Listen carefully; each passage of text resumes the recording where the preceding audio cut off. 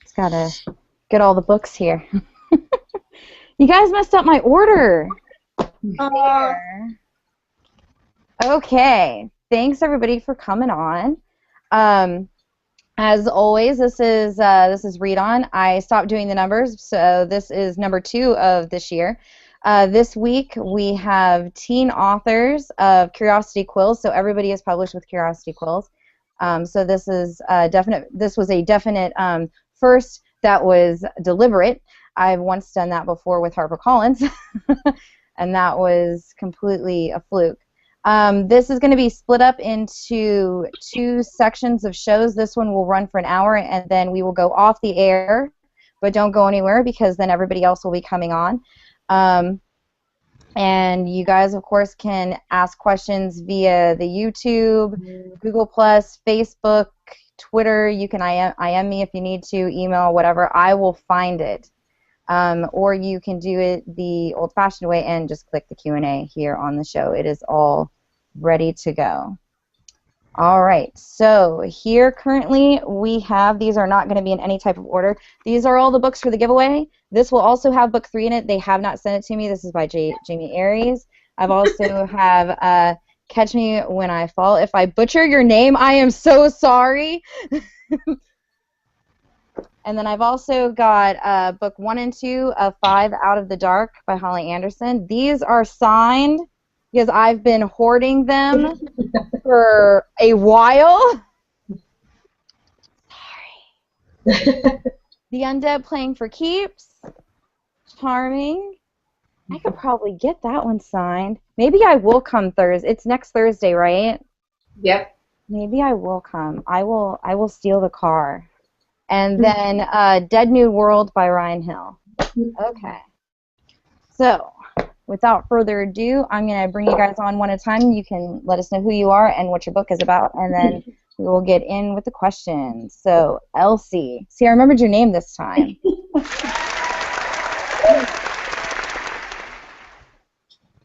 I'm Elsie Elmore, and I wrote The Undead Playing for Keeps. It's a book about a high school girl who's kind of struggling to fit in, and then she realizes, well, she doesn't realize at first, but she can raise the dead, and that talent, or that gift, actually brings a Grim Reaper to visit, and so it's about her finding peace with her gift, and then the Grim Reaper is trying to find redemption. That's a YA. It's paranormal, a little bit of urban fantasy.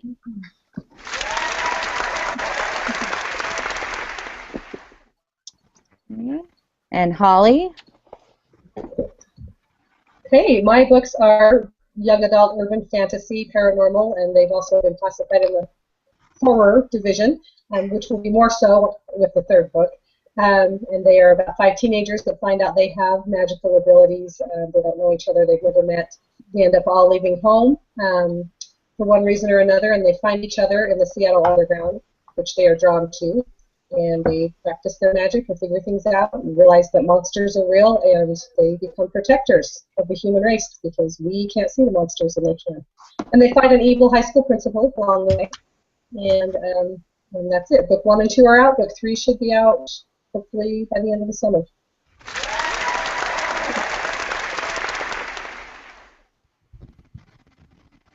Jamie?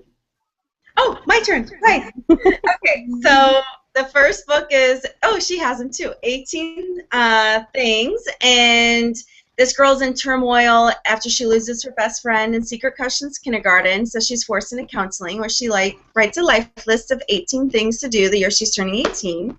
And the second book, 18 Truths, has her going into the underworld, so there's a paranormal twist, looking for that lost friend with her new boyfriend Nate, which causes some problems. And then this is the last book in the trilogy. It just came out a couple weeks ago, and in this one they are back on Earth, and it's kind of, she's anxious for things to return to normal, but instead there's this whole mix of familiar and supernatural and this mixture of past and present happening, so lots of drama. I like the cover of the last one the best, I think. Yeah, it's my favorite. Pretty. Michelle did an awesome job. And Krystal? You want me to talk? Mm-hmm. Oh, and you guys will also get a copy of Shattered Secrets because I found one, and it's signed. Lucky you. So I am the author of many books. I have the Darkness Falls series and Shattered Secrets, obviously, and I have Charming, which is my favorite. I have it here too. I always cart my copies around, but Charming is my favorite story to talk about right now. So it is the story about a girl who loses her mother in a drunk driving accident, and then her life kind of goes downhill after that, and she's dealing with all sorts of issues at home, and it's got the thriller element, and there is someone who wants her to wow, I really didn't practice this today. Let's start over. Charming is Cinderella meets Saw. How about we go with that? It is a creepy thriller that it has a lot of emotional depth in it as well. So I'll leave it at that. Since I flubbed it up. It's like, and I lost my window. Where did it go? Okay, and the next up is Ryan. Hello, I'm Ryan Hill. I'm author of the novels Dead New World, which is a dystopian zombie novel about two teenage soldiers who are trying to rescue the woman that one of them loves, and the other is a hybrid human zombie who survived being bitten by a zombie, and they're trying to save the girl from a religious cult leader who is hell-bent on saving. Sorry, my dog is making me scratch on her while I'm trying to do this. It's a little distracting. I don't know if you can hear her going, but that's my dog.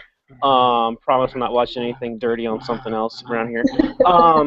Anyway, so they're trying to save this girl from a crazy cult leader who is hell-bent on turning everyone in the world into a zombie, because he sees them as like God's new creation. The other book I've written is called The Book of Bart. It's kind of a screwed up buddy comedy about a well-dressed demon and an angel who are forced to go undercover as a high school posing as students to try and find a powerful religious relic that grants the holder omnipotence. And I'm going to stop there because I'm just a hot mess over here right now. You're not the only one. It's been a long day already. And I'm like over here trying to share this. Okay, and next is Vicki. Okay, so I'm Vicki Leigh, and Catch Me When I Fall is my debut. It is a young adult dark urban fantasy about 17-year-old Daniel, who is a dream catcher. And for the last 200 years, he's been protecting the living from nightmares, which are actual creatures that come in to feed off your fears while you sleep. So then he's assigned to protect a 16-year-old girl in a psychiatric ward, and the nightmares take a deep interest in her because someone with the power to control them seems to want her dead. So it's a lot of action, it's pretty dark, and I don't know, I love it. That sounds like... what is it? The Fearscape series, which was really good. So, if it's anything like that, I love it. Okay, so we're going to get into the questions. Let's see. Okay, so we'll start with the easy ones. So, Elsie, how did you get interested in writing for this particular genre? I have two teenagers. And I read a lot of YA books. I read a lot of different genres and for different audiences, but I really like that one because there's a certain level of innocence that comes with this audience. In addition to the experiences, sometimes are so raw and so new, and I like those fresh reactions, and I really I enjoy watching that age group also. So the first story I wrote was actually an adult one, and then when I started tinkering around with young adult, I really liked it. Okay. Holly? Well, kind of the same thing as Elsie. I enjoy reading young adult novels, and I enjoy paranormal and fantasy has always been my favorite. So So that's kind of where it came from. And then for 8 years through my church, I got to hang out with girls aged 12 to 18 as one of their leaders, and they're so much fun, and they're so, I mean, everything is just new to them, and I love seeing things through that age group's eyes because everything is so much more intense, I guess. The highs are higher and the lows are lower, and it's just fun to write that age group.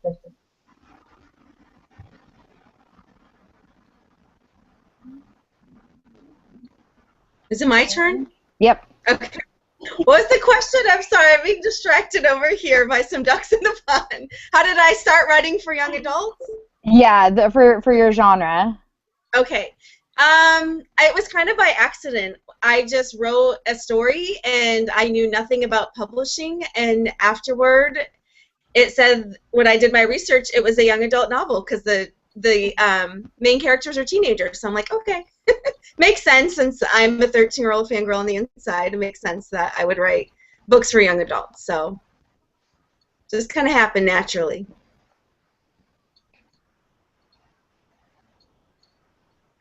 Krystal? Who, me? Yeah, you. I'm gonna know this list by the end of the day. Haven't you realized that I'm out of sorts today yet? You should just skip Today?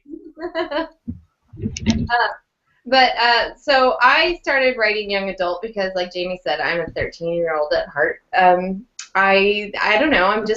I like young adults. I like young adult problems. They're less gritty than, I think, adult books, and they give me an opportunity to explore stories that have hope in them, where I notice a lot of adult books don't necessarily contain as much hope, and they don't usually have the happy, maybe going to have a good future ending that the young adult stories have. So, I mean, call me a sap, call me, escape from reality, whatever it is. I just like the young adult stories because there's so many possibilities for their futures. As far as my genre and writing in the genre, I write dark fiction, whether it be fantasy or horror. It just it doesn't matter. It just has to be dark. And I think I got into that mostly because I had such a hard childhood growing up, and I like to kind of explore different elements of my childhood through these stories.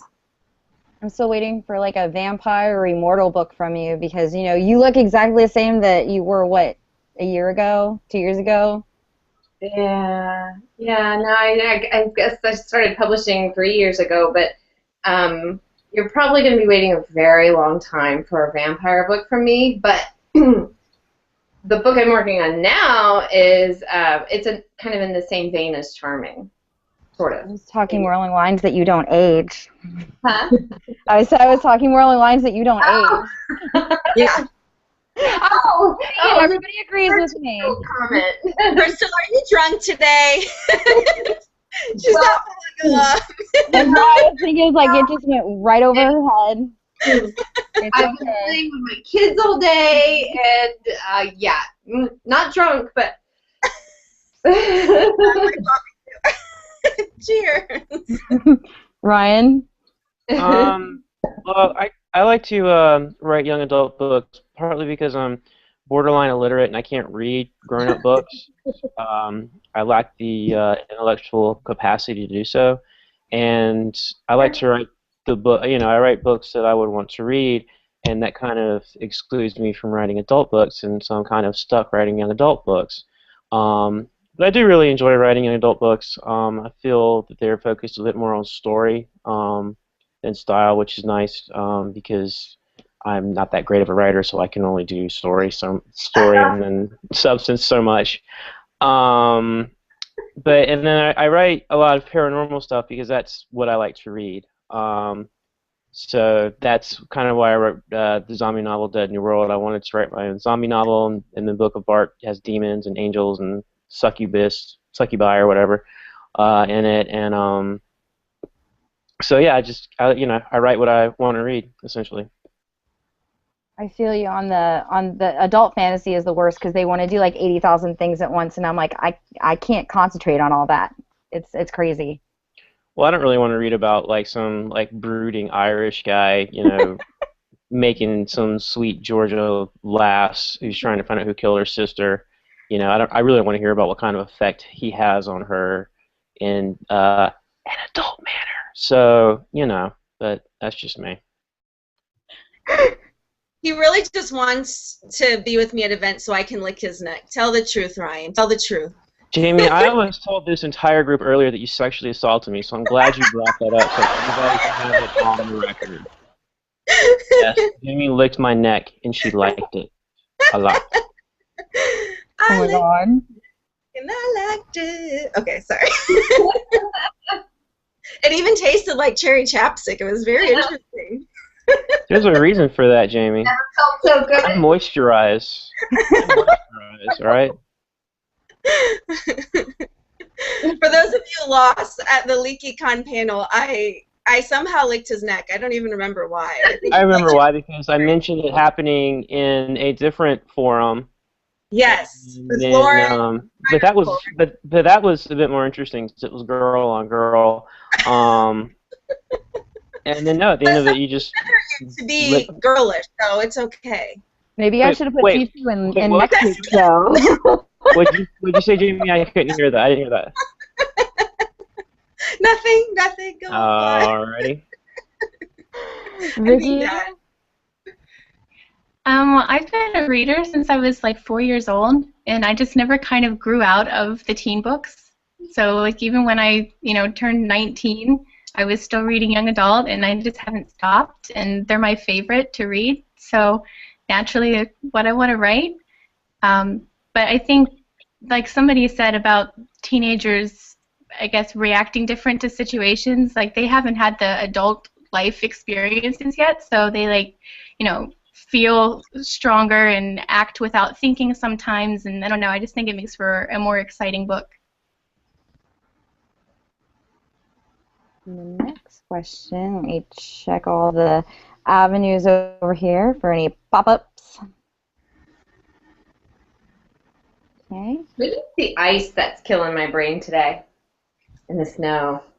See out the window right now, you'd understand. They're looking for Elsa. I saw it on the news. They put out an award for her. Jamie, oh my God, you made a Frozen joke. No, they seriously did.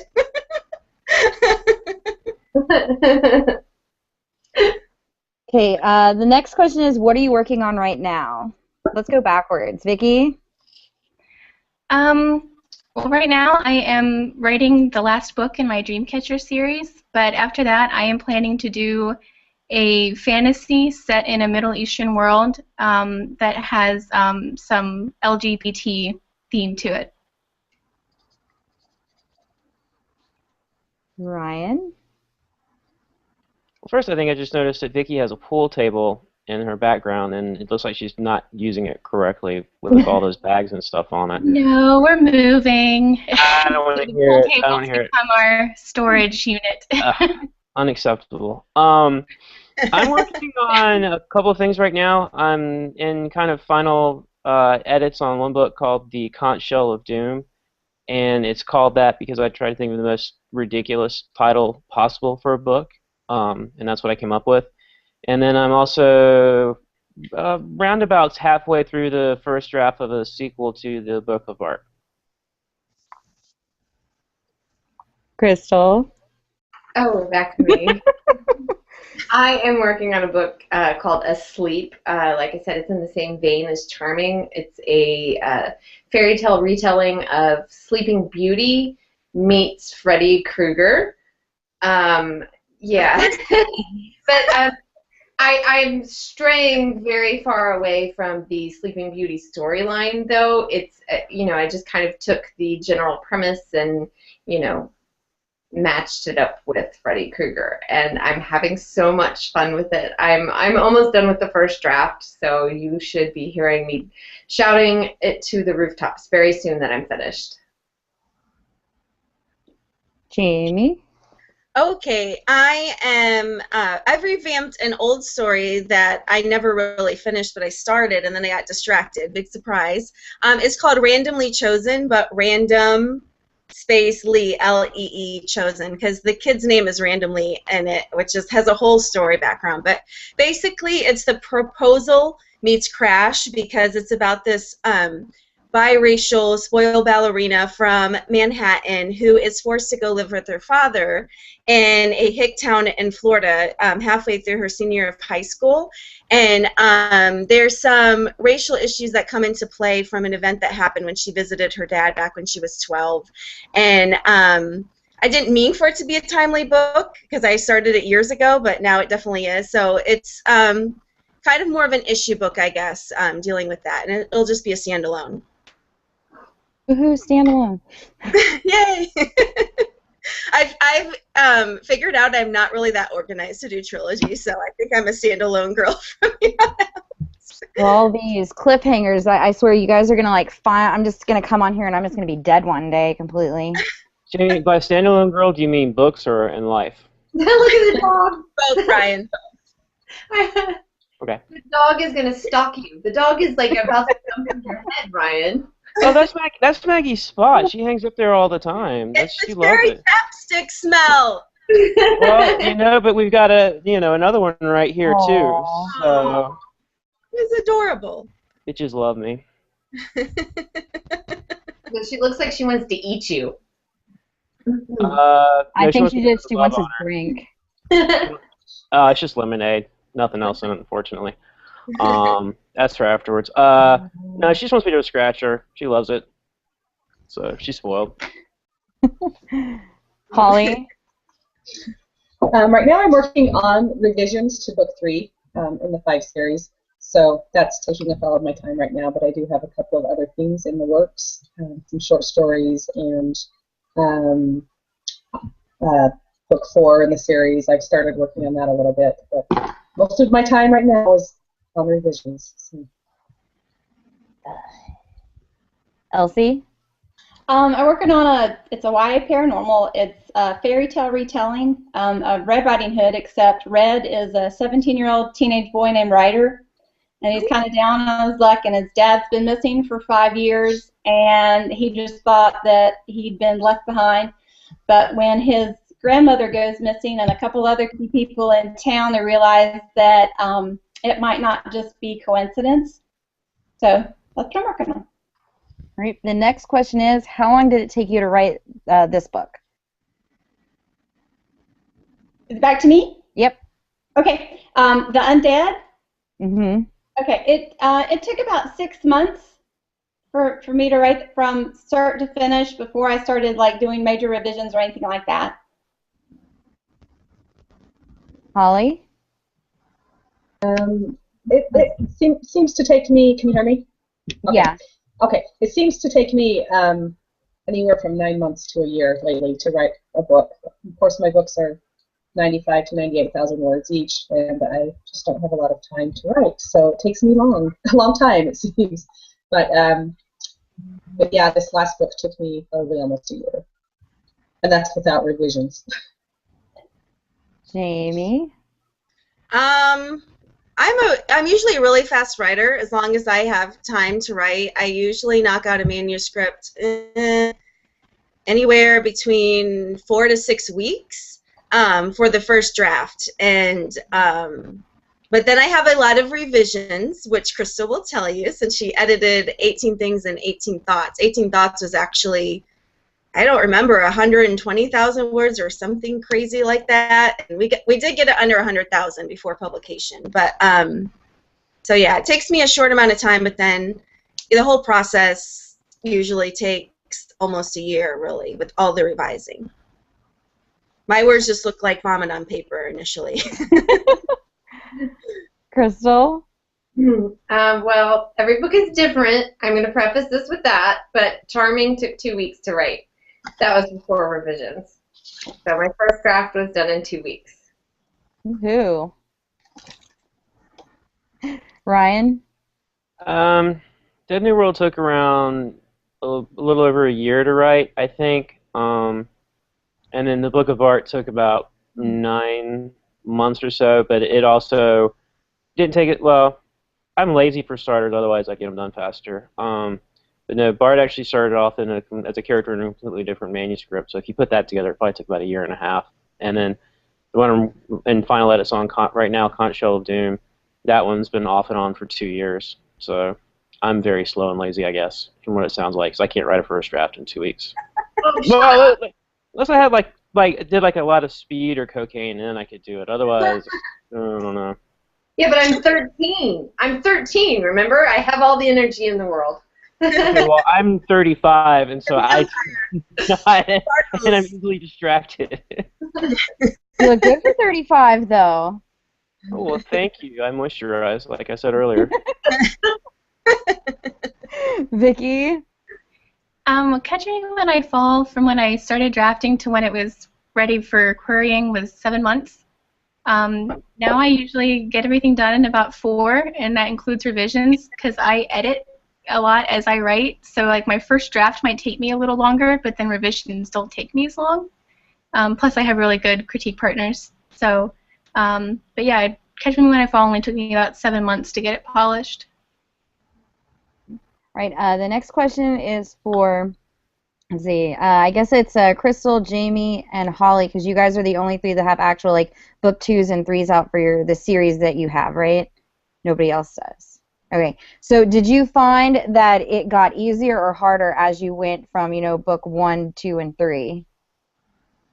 Holly, you want to start? Yeah, easier or harder.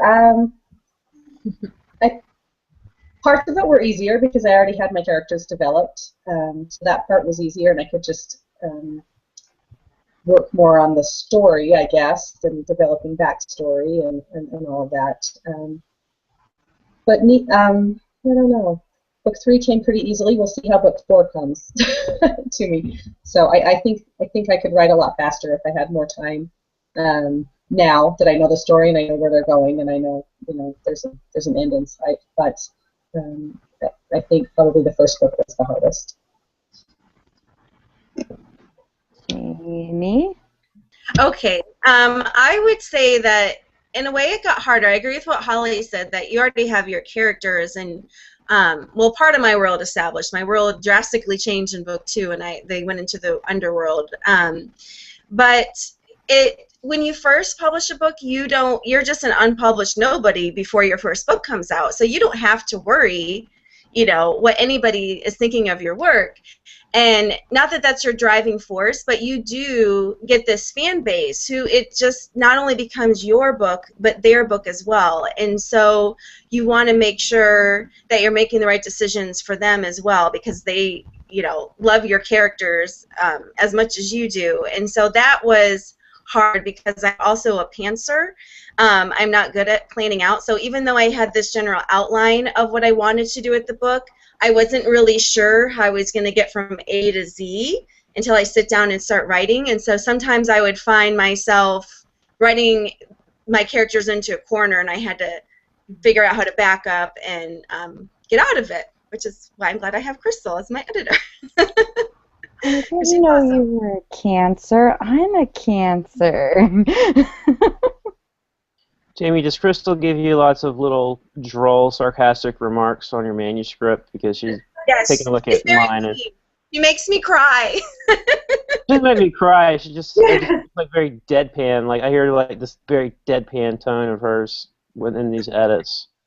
It's like, oh, really? We're gonna do this again, Ryan? Okay, great.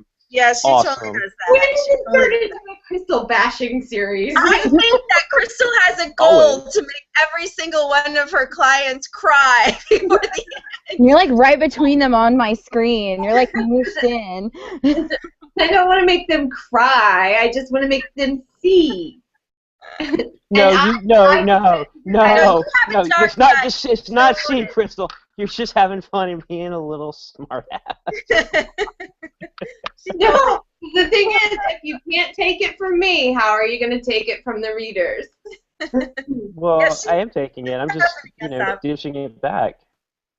So there. Readers beware. Yeah. Krystal? I am a tough editor. That's all I'll say. I am tough. And if I think something is just stupid, I will deadpan my comments. Like, Duh, Ryan. Duh, come on.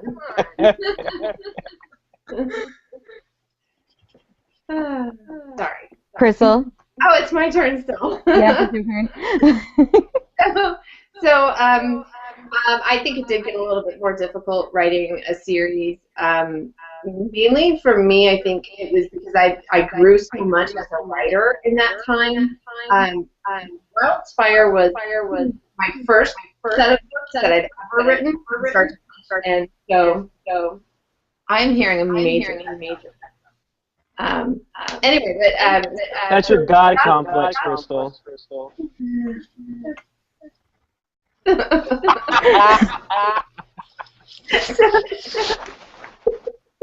This is for teens. I was looking the other way. I didn't see that. I have deniability. It's Ryan's fault. It's all Ryan's fault. No, so it got more difficult because I grew so much as a writer. I changed, I developed, and my style was changing a lot. And so it got more difficult for me to kind of keep the same voice and keep writing. I think the third book was the hardest because it was also the shortest, and I wanted to make sure that I put everything out there that I had. And at the time, I was a pantser. I was not a plotter, like I am now. And I'm a heavy plotter. I outline everything, every character arcs I have. Their backstory, what they look like, what they achieve for them in the story, and have the full outline of the story, which is probably pretty long, like 30,000 words. And I didn't do that when I was writing Critic. So it was definitely harder for me. So. All right. The next question is. By the way, I'm texting Ryan this morning when I think of him. See if I word this right. Roses and candy bars, right, Krystal? Right. Mm-hmm. I'm going to keep you three out of the chats together. Yeah, she's sending me texts too. You shouldn't keep us out. This is fun. Okay, this was a question from what was I think like 2 weeks ago or something, and I can't find where it popped up, but it disappeared. Okay. So this is about like what do you think, since you guys are all writing YA, is there really anything that you really can't get away with, or is there anything that you have to shy away from when you're writing your book? You know, like things that you don't consider YA content in this day and age. Elsie, I'll start with you. If you understood the question. See, I did. So you're asking if there are like some taboo subjects that I don't want to approach as an author, or that I shouldn't approach based on how it would be accepted. Oh, I hear feedback. See, it was awesome worded, and Sherry worded it really, really great, and I did not write it down. Bad, Jessica. But yeah, it's like, you know, like her book that she came on for, which was Queen of Someday, and it dealt with, you know, that a girl, you know, she's 16, but it's set in like the old times, so, you know, she deals with, you know, having to get married at that age and stuff like that. And that is there, you know, anything for you guys specifically as teen writers, you know, that you feel shouldn't be in YA, or you like want to put it in there, but your publisher won't let you put it in there? Is there anything that you have to shy away from or can't delve into even much in this day and age? I'm sure that there are some restrictions about, you know, taboo stuff like incest and that type of stuff. I will bring up the dead. I will talk about a lot of subjects. One issue I don't want to deal with personally is I won't put them in a sexual situation. Just because when I read, I don't want to read that on that level. And I have read it where it's done well, but that's not something that I want to write. My daughter reads my work, and I want to make sure that I'm always comfortable with her reading what I've written. And so that's one topic that I would not into my YA writing. Holly?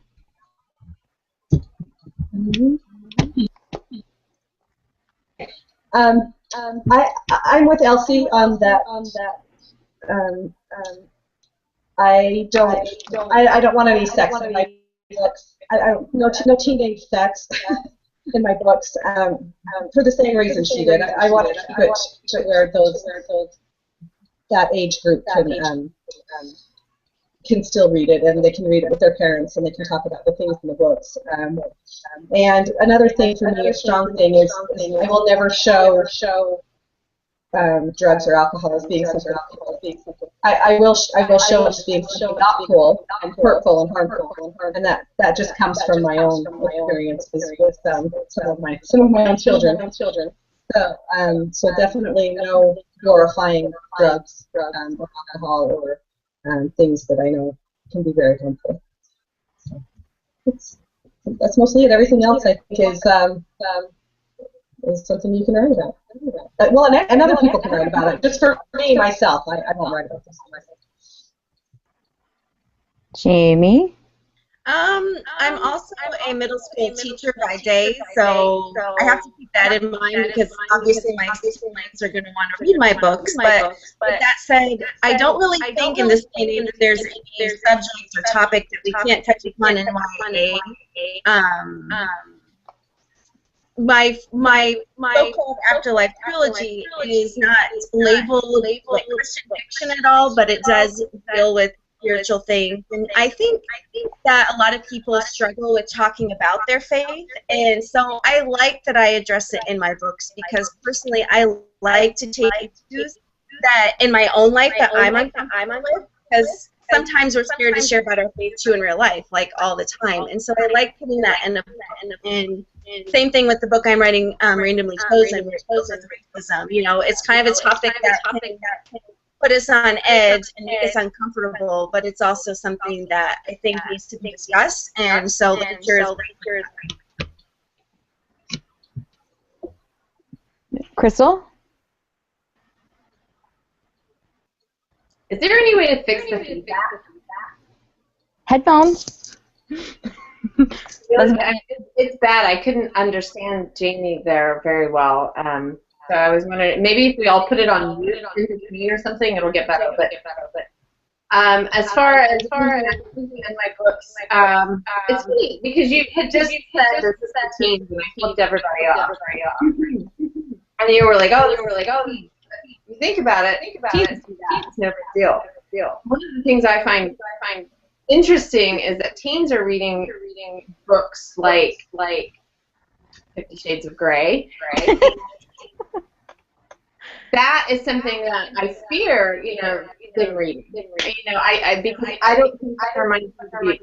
I think that they have a lot of issues to be dealing with, and dealing with stuff like that. Somebody gives somebody the finger, drugs, sex. Those are all that they face on a daily basis. So I don't think that you should withhold them from the books, but at what level you portray them should be carefully considered. All right.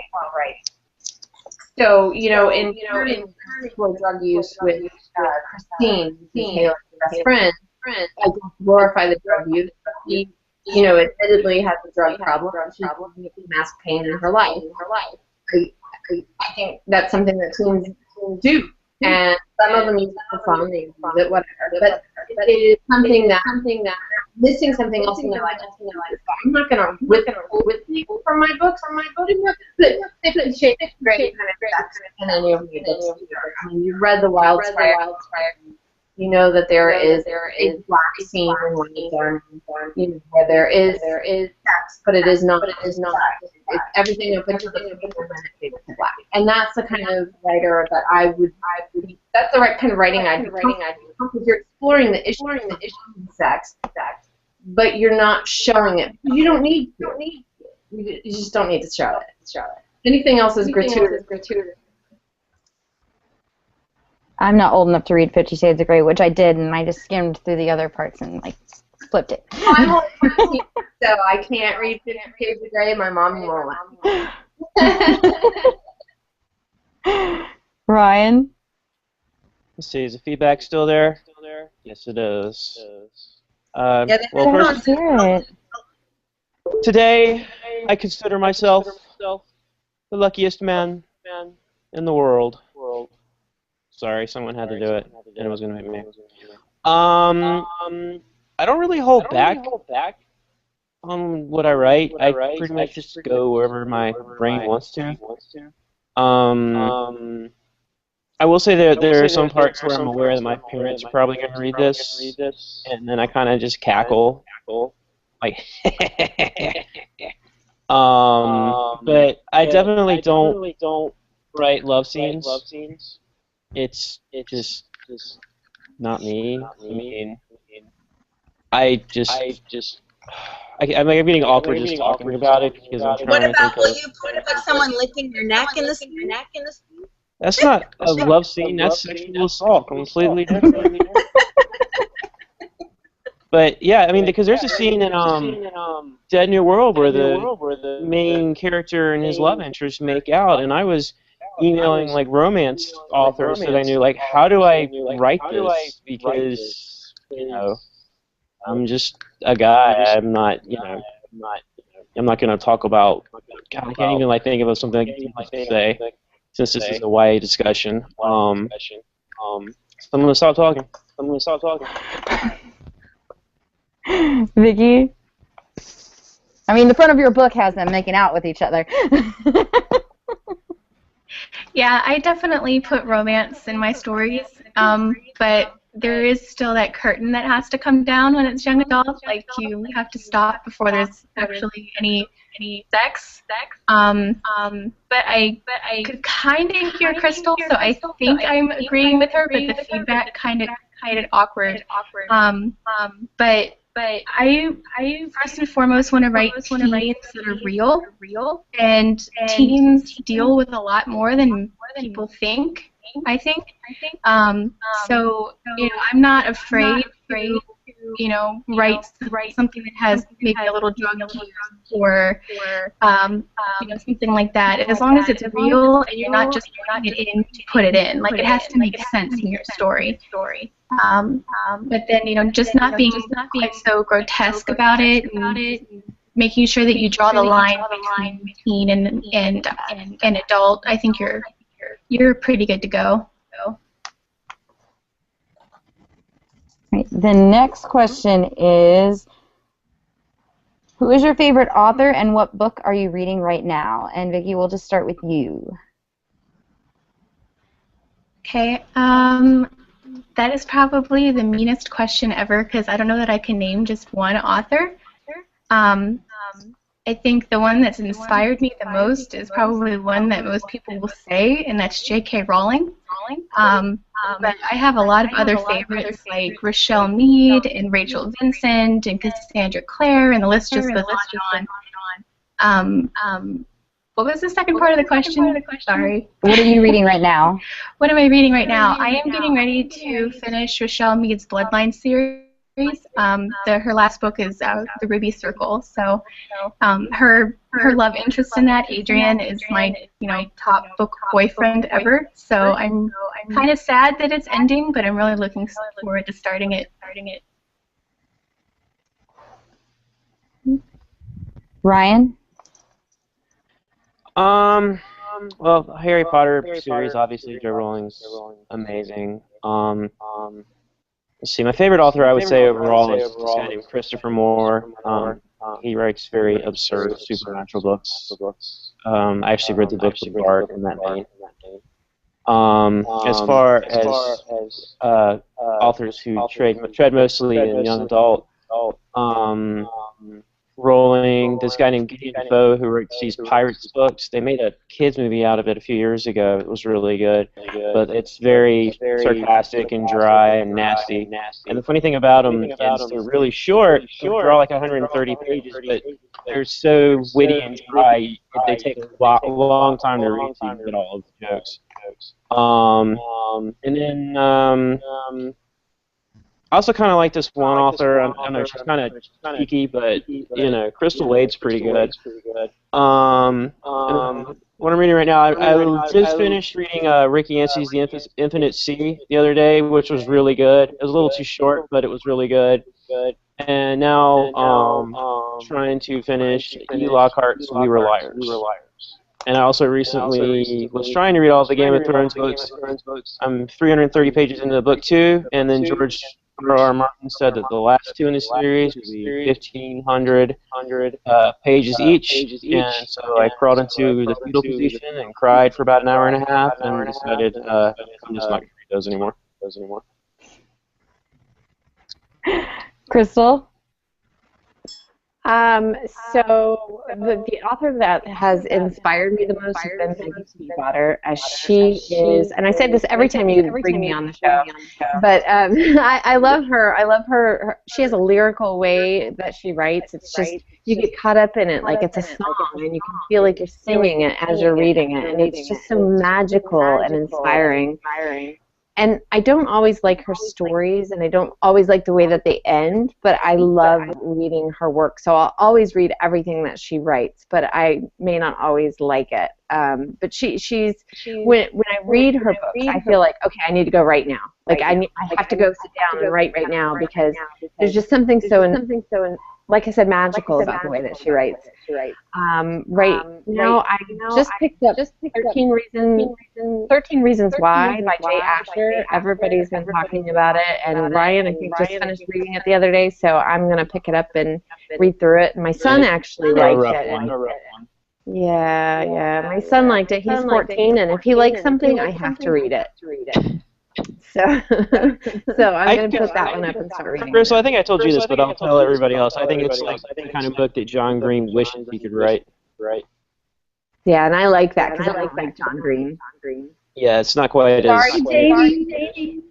You've just created like a million fangirls hating you right now. Hey, you know what? I'm honest. I don't like his books. Every single one of them is exactly the same.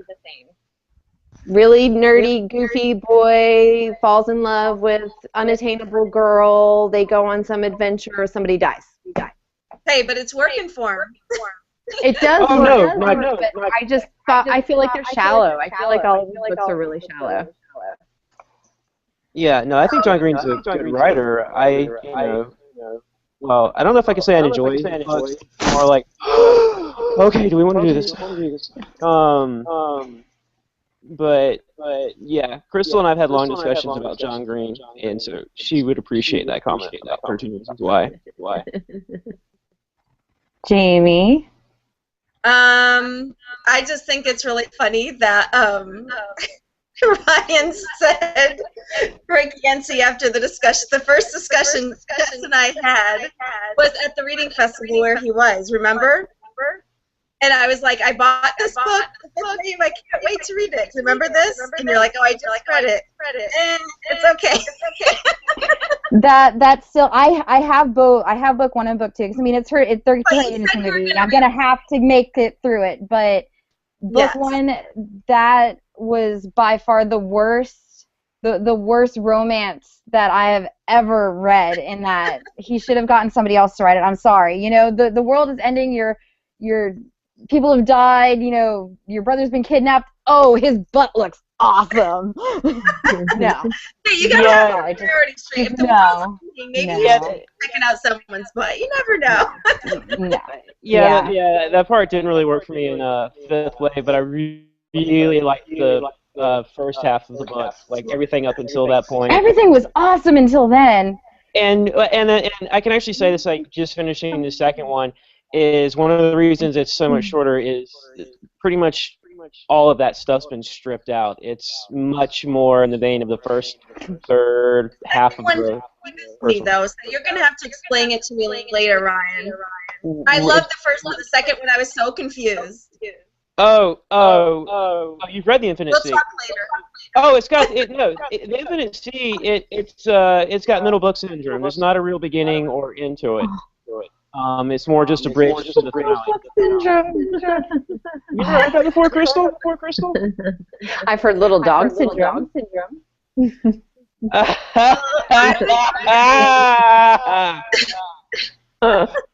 Your mind is very dirty because that is not what I was saying. Well, no. Little dog syndrome is where little dogs, they bite people. Yes. Well, my little dog doesn't bite anybody. That's why also called Napoleonic syndrome. Jamie, are you reading anything right now? Yes, I just finished Jandy Nelson's book, I'll Give You the Sun, which is by far my favorite book I've read in a very long time. But I've read most of the people's books here. I've read Elsie's, I've read Holly's, I've read Krystal's, obviously, and I have Ryan's and Vicki's. They're in my huge TBR list, and I love all of their books, and I pass them on to my son, and they all love their books. Of course, I love Rowling, like my hero. I don't know. It's like literally like you're asking us to pick a favorite child. I love so many authors, but you're the same way. Oh yeah. Who's your Jess?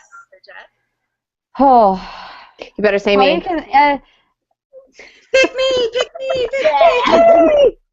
First thought was Cassandra Clare. I mean, I have I mean, you guys know me. I'm covered in the tattoos, from the Mortal Instruments. But no, definitely Krystal Wade. Her books are down there. See, I knew it. You always win. The Darkness Falls is like my go-to book when somebody's like, "What book should I read?" I'm like, "This one." I will loan it to you if I have to. Do you see the one, Jessica? That's the one you recommend? Yes, I love the Darkness Falls series. Okay. I haven't read yours yet. Of the books that from you guys, I've read the first book to Jamie's and all of Krystal's. I'm sorry. Do you see the little hearts floating around my room? You can. Hey, so you you can do that. That's not a heart. You can do that. Like Yes, it is. Are you Oh. gonna get a tattoo, Jessica, on Krystal's book or anything? There you go. Symbols in those books that I could get a tattoo of. There's my TBR list. Nobody wants to see that. I have a super fan who wants to get a tattoo of my book covers, which I'm so excited. I'm like, can I get with you when you get it? Awesome.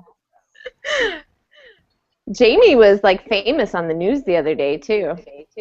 Ooh. I'm just a big dork. My students thought it was hilarious. It was cute. What was it? It was a local morning talk show called The Morning Blend. You can check it out on YouTube. I think I posted it on my Facebook author page. Okay. All right. Holly, what are you reading right now, and who is your favorite author? What author has inspired you? Okay, that is a hard question. What I'm reading right now is actually Monster Hunter Legion by Larry Correia. I love Larry Correia's books. They're just full of action and fun and monster hunting. And my favorite author is probably Brandon Sanderson right now. I mean, I change periodically, but he's been my favorite for several years now. I will read anything he writes. If he writes the phone book, I will read it. He's just amazing, to me, an amazing. He can write almost any genre, and I still love it. And I also love Jim Butcher. You'll see a lot of Jim Butcher influence in my books as well, because he has the best wizards ever in Harry Dresden. And Elsie? I can't. Oh, you're muted. You're okay. Is that better? Yep. Okay. Stephen King and Susan Elizabeth Phillips are probably my two tops, and they're like polar opposites. She writes horror, she writes romance, but one to read at day and one to read at night, I guess. But they are two that I really enjoy reading. And I have what I'm reading right now. Hours Before I Fall, which is very interesting. Enjoying it. Okay. And if you guys want to just go back down the line while I go hunt down the other authors for the second group, you guys can give your shout-outs to whoever, whatever, and then you guys are good to go. And thank you so much for coming on. Reviews for all of these will be going up the week of, I think it's March 22nd, because that's what I'm out to right now. And everybody's buttons, if I haven't made you one, will be posting those to probably the event or to the group. I will hunt you down so you get one.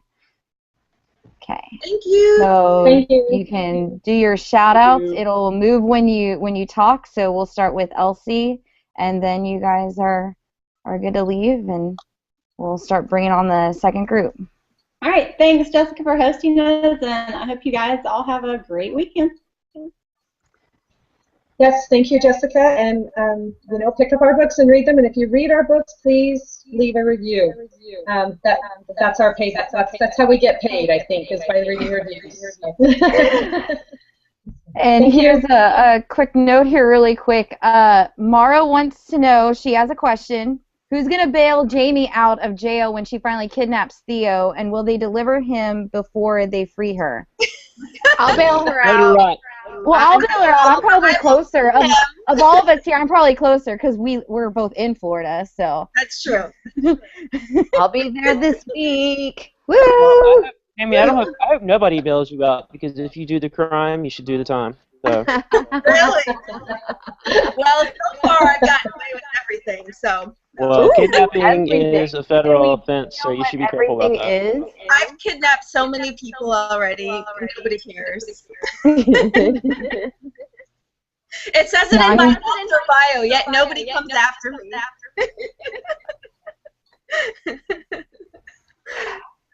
I see Puppy. All right, let's see. Who else still needs to say their goodbyes? I'll say goodbye. Goodbye. Put down the line. We're crazy people, Jamie and Ryan and I know we caused a lot of problems on today's show, but I swear we're all good people. I'll just have to bring you three back on your own show. Yeah, I don't know about problems. We brought and I'm sorry if I offended anyone when I gave them the finger. No, it's not that. Our show. You gave us the finger? I missed that. No, Jamie, she gave me the finger. She gave me the finger. Wow, you, wow. That's the Ryan of your finger? That's a little creepy. Well, I kind of deserved it, but I'd like to thank Jessica for letting us all come out here and be maniacs and entertain each other, and hopefully anyone else watching over this last hour. And as for Elsie, well, it's on YouTube forever, so you can rewatch it later. There's so many more embarrassing things than me out there on YouTube. This is nothing. But yeah, Elsie, go look back. I can't believe you didn't give a shout out to our alma mater. Well, the game's coming up in an hour. Exactly. And Maggie, Thank you, Jessica, for letting us be on here. You're welcome. And if anybody wants to come back, you know where to find me. All right, everybody that has chatted, you can click the little red telephone and hang up. What if we don't want to? No, just kidding. Hey, there can be 9 other people on here, so. Well, all right, Krystal, bye. Krystal, Hope to see you Thursday, Jessica. Krystal, you know what I have to say to that if you don't want to hang up? Oh.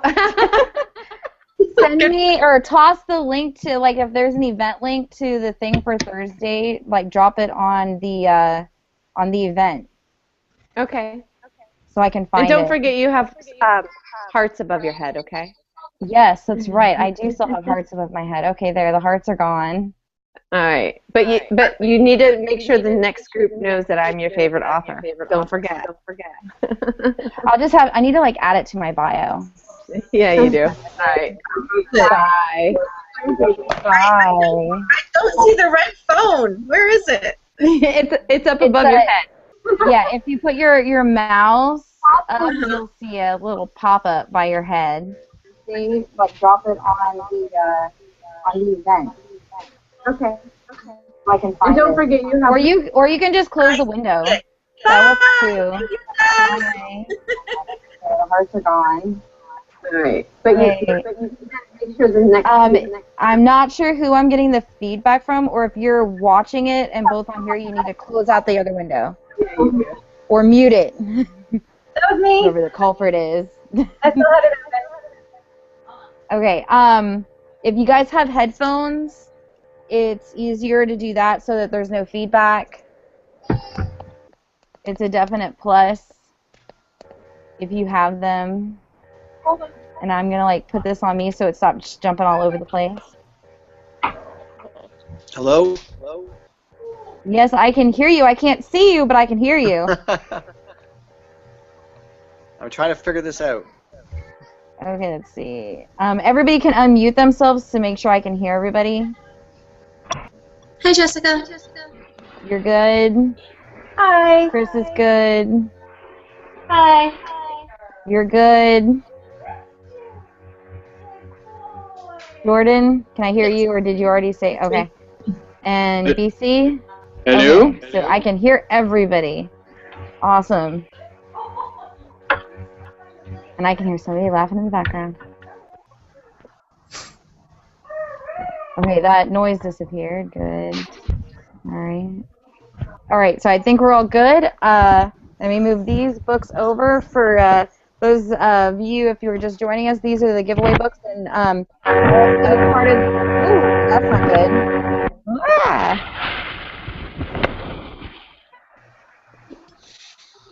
See if I can find out where's that coming from. Okay, it wasn't her. Woo.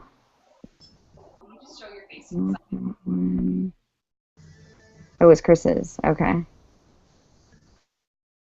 Oh, nope. Jordan, do you have headphones by any chance? I don't. Do you want me to go see if I can find someone from someone else? That's okay. Just everybody, since we're having like feedback issues, if you're not talking, just click your mute button. You can either do it by the little drop down by your picture, or if you go like your cursor up above here, it'll pop it up and it'll muted microphone, and you'll just have to like mute and unmute yourself as it goes. I don't hear any feedback anymore. Yes. Okay. So woo. Okay, mute. Okay, for everybody who's watching, these are the books of the giveaway. There will also be book 3 from Jamie Ayres. It just hasn't come yet. I think that's the only one I'm missing out of this stack. And then I also have a signed copy of Shattered Secrets from Krystal Wade, which will also be tossed into this stack as well. And let's not kill my coffee. Okay, so next up, we've got these. The only author that will not be joining us today is Eliza Tilton, so these will not be part of the giveaway. I'm hoping that I can bring her on another day. So everybody else is here, and I've got everybody's books except for Mara's. Alter of Reality has not come yet, but I'm pretty sure it's on the way. Yeah, Claire said that she sent it to you already. No, I haven't gotten Alter of Reality yet, unless it's... Oh, I think she sent it last week, she said. Okay, then yeah, it just hasn't gotten here yet. Okay, good. Okay, so I've got God's Play, Escape from Witchwood Hollow, Legacy, Sin, Remembering Kaylee Cooper, and Dead Girl. So we're good. And some of the people aren't here, aren't they? Let's see. Sharon. That's that one. It's like, who am I missing? Okay, yours is not here. So, Legacy. That one. NBC. Okay, so not sure where these two people are. So, all right, so here's all you guys' books. I've got all those. And we will just start with everybody introducing themselves and their books. And it's going to go in order of BC, Jordan, Krystal, Mara, and Sharon. So, BC, you're up. You can tell us who you are and what your book's about. I'm BC Johnson. You can just Bobby's fine. I am 29 years old. I live in California. I wrote Dead Girl, which is that one right there. And it's a story of Lucy, who's a girl who dies on her first date, very tragically, and basically wakes up a day later in the exact spot where she died, and she's fine. And it's not a dream. You know, she has a hole in her clothes. Like, she clearly got shot, but she seems alive, and she's not a vampire or a ghost, and there's no big, like, oh, it's a dream twist. Like, she really has to deal with this problem. And so that's basically what the book's about. It's young adult, kind of a supernatural thriller, I guess I would say. I feel so bad because when I first got that book, since there's a girl on the front of it, I just automatically assumed that BC was a girl. That happens a lot, actually. When I saw the I think it was your picture when I was doing the profile, I was like, oh, that's a dude. Okay. I was thinking that I had the wrong person to begin with. Yeah, no, it's me. All right, next up is Jordan. You can introduce your book and who you are. Hi, everyone. I'm Jordan Merrick, and I go by the pen name of Jordan Elizabeth. I wrote Escape from Witchwood Hollow. It takes place in upstate New York, which is where I live right now. We have lots and lots of snow, and it is extremely cold, but it actually got up to be like 12 degrees today, which was, yay, heat wave. The book doesn't take place in the snow, but it is kind of cold. What happens is a girl named Honoria, her parents die in the World Trade Center attacks, so she, her aunt and uncle and brother move to upstate New York, where they're excited to get a fresh start. And while she's there, she hears about this local legend, where if you step into Witchwood Hollow, the witch traps you and doesn't let you out. She's curious, she starts investigating it, and she starts researching the past. So she and this other boy go to the Historical Society, they start teaming up, they're looking for artifacts, and then the story will also jump between the perspective of the witch in the 1600s, and you understand why she created this curse, and you also get to meet Albertine, who lives in the 1800s, and she's actually trapped in the Hollow. And at the end of the book, you see how all three girls, their lives intermingle at the end. And that is Escape from Witchwood Hollow. Mm-hmm. And that is Escape from Witchwood Hollow. Is it Crystal Lynn? Is that right? Yes, Crystal and Drown. Okay, so your book and... Yeah. My book is Legacy. It's a YA novel, and it involves shifters, actually. More specifically, selkies, which are people who can shapeshift into steel if they have a magical power. Now, the story is actually a murder mystery. It takes place in a small fishing town in Oregon, and some girls are turning out murder. They're dead, and they need to get to the bottom of it. They need to solve the mystery before more girls are attacked. And then they find out that an illegal pelt trade is involved in it, specifically with the selkies that live off the coast of their town. Okay. Mara, you're the only one I don't have your book here. I'm so sorry. That's okay. Do you have a copy of it that you can show everybody, or? I have a postcard. That works. This is Alter Reality. This is my first book with Curiosity Quills, and it is about 16-year-old Madeline, who has epilepsy, and when her absence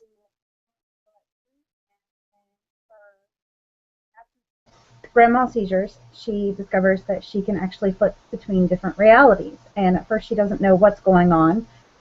She wakes up in an abandoned hospital where it looks like the world has gone to hell in a handbasket, and she can't understand what's happening. And right as she starts to figure things out, she ends up in yet another reality, her actual reality, and she just flips between the two until she starts figuring out what's actually happening. And I don't want to say more than that because it gives a lot away, I think. And I also write the Heirs of War series, but that's new adult. This is my young adult series.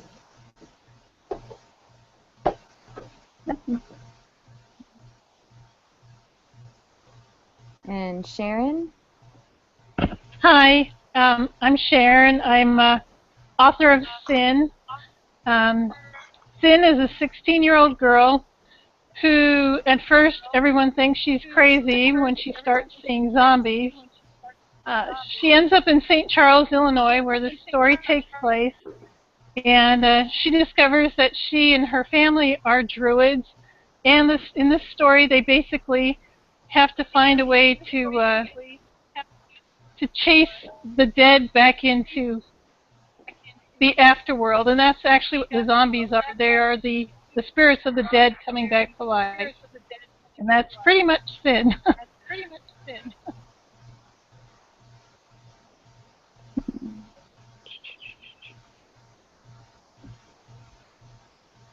See if I could get this a little stronger signal here, but it doesn't look like that's going to work. All right, so the first question is, how much research did you have to do for your book? And Sharon, we'll just start with you.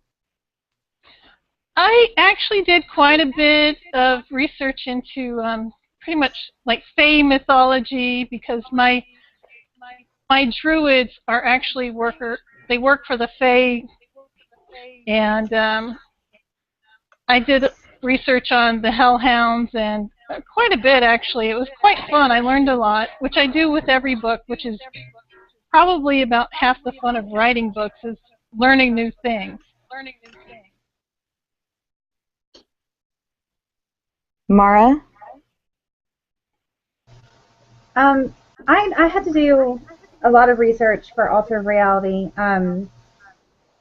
mainly with seizures, with epilepsy, because I wanted to portray it in a realistic light and not just use it as like a plot tool. I have a friend from childhood who's had epilepsy, and she's kind of a source of inspiration for this story, my friend Kristen. And I also had to do some research into, nuclear warfare, the Cold War, because the idea for the alternate reality is that the Cold War turned hot and went nuclear, and America fell. And so I had to figure out how America would fall and why it would fall. And I also tried doing research on the actual alternate reality theories, but that's just way over my head. So I'm a writer, not a scientist, dang it. Little Star Trek joke, that big. Krystal Lynn? Okay. For research, Celtics come from both Irish and Scottish mythology. So I, read a bit on that. I watched movies. My favorite being The Secret of Roan and Mish, which is about a little Irish girl who discovers her baby brother Jamie living at sea with the Celtics. But there's not a whole lot on Celtics. Basically, they're shape-shifting seals, and sometimes they're evil. So I kind of created my own mythology surrounding what already existed. And actually did the story set in Oregon, so I actually did more research about Oregon than I did about Celtics.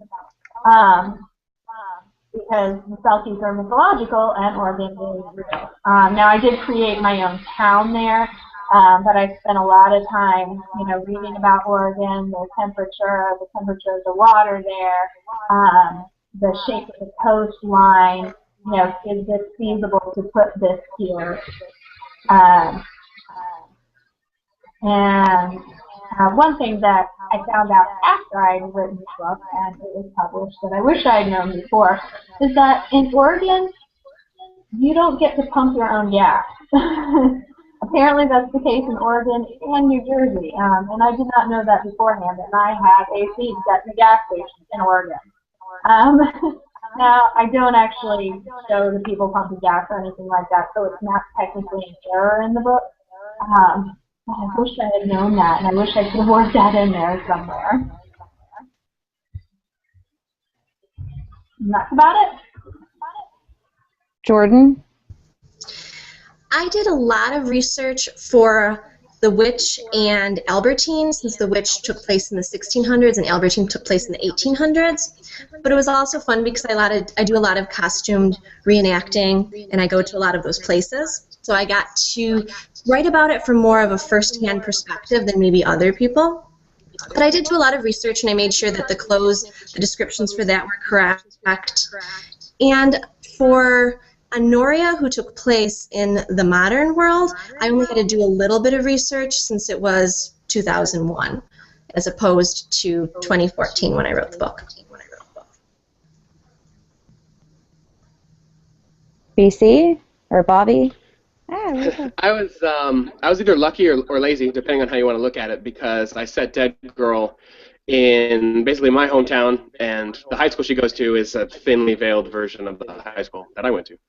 So I didn't have to do too much research for that. But the funny story is, the most research I did for the whole book was for this one chapter. There's this character who's been alive for a long time, and he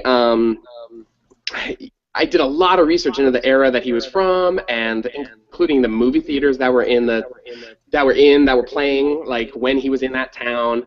And basically, it was that whole chapter was his background.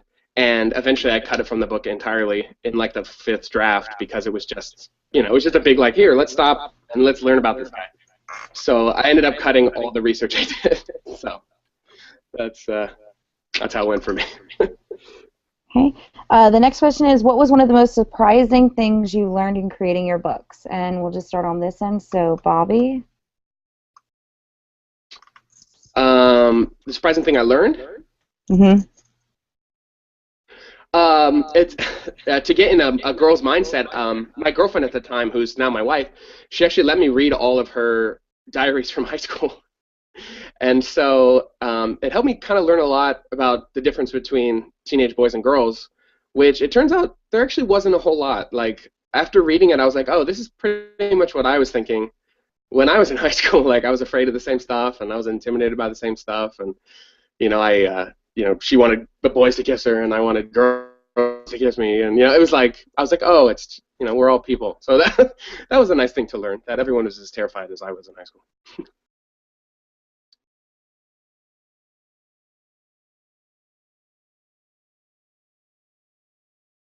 And that's all.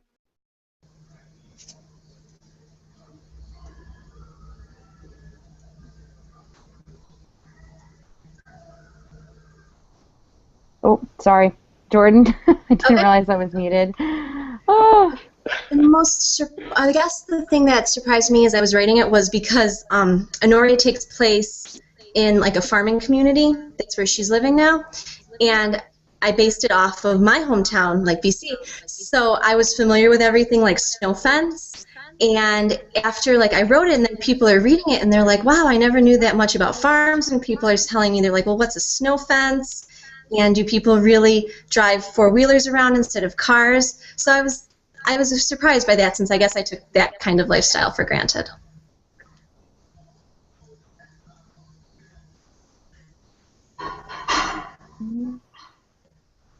And Krystal? I think the most surprising thing I learned was that you can't talk to gas and organ. But I think I learned a lot about the ocean. I mean, I've grown up around the ocean. I lived in Virginia, near Virginia Beach, until I was 13, and then I've lived in Florida since then. So I've never lived more than an hour or two away from the ocean. Well, the waters here are significantly calmer than they are in Oregon. I mean, they toss you all over the place and make you sick. So I had to make sure that anything where the boat needed to be sort of calm, I made sure it was set in an isolated bay, so that it was more realistic, as opposed to going out into the actual ocean.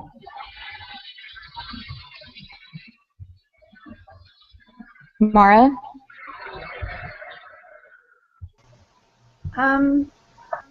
What was the question? What's the most surprising thing about writing? Yeah, what was the most surprising thing you learned about writing your book, or books? I have to say the amount of support there is out there. I've just been overwhelmed by how many people like have jumped on board, both in my personal life and in my writing life. Because it's been really awesome how many amazing authors that I have met that are so supportive and so encouraging. And I've been really lucky for that. So I think that's been a very pleasant surprise, is how much support there is out there in the writing community. Sharon? I think the most surprising thing I learned, and unfortunately it was something I put in the book and took out, was that the town I grew up in St. Charles, actually has old slave escape tunnels underneath the buildings in downtown St. Charles. And I found that very interesting piece of history that I had never known before. That's pretty much it. All right. The next question is about naming. When it comes to names of your books and characters, do you give any thought to the actual meanings, and how did you come up with them? So, Sharon? Quite honestly, I put a lot of research into naming my characters. Sin, her name was actually a very obscure Celtic warrior, and that's how I ended up naming her. I like my names to mean something, and I like them, they have to strike me and make me, I don't know, to me naming is like one of the most important parts of when I write my books.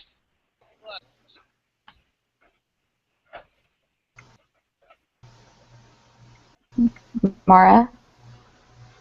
I used to take a lot of time to write, to create names for my characters, but I know I said this last time I was on, but now I just kind of go to Facebook.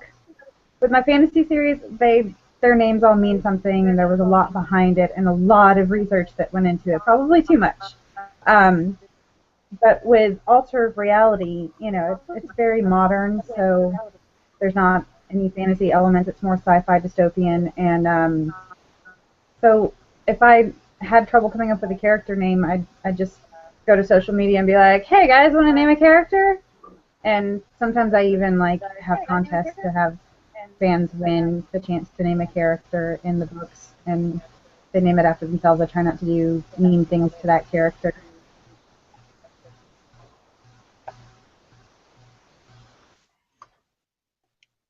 Krystal Wade?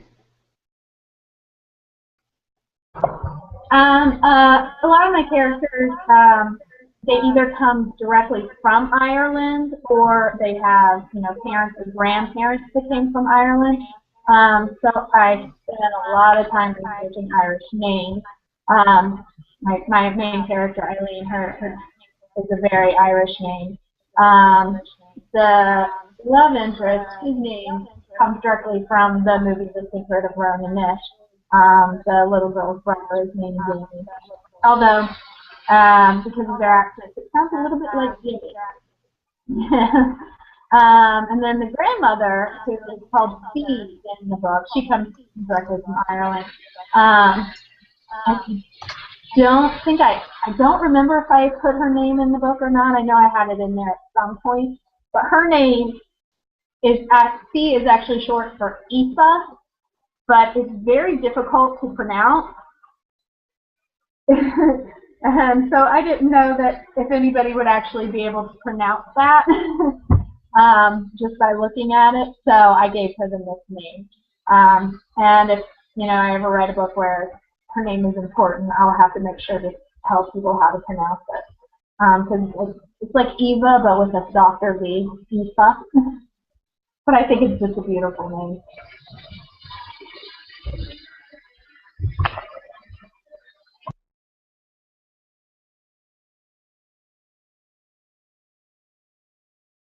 And I'm on mute again. Jordan? You just don't want to see my name.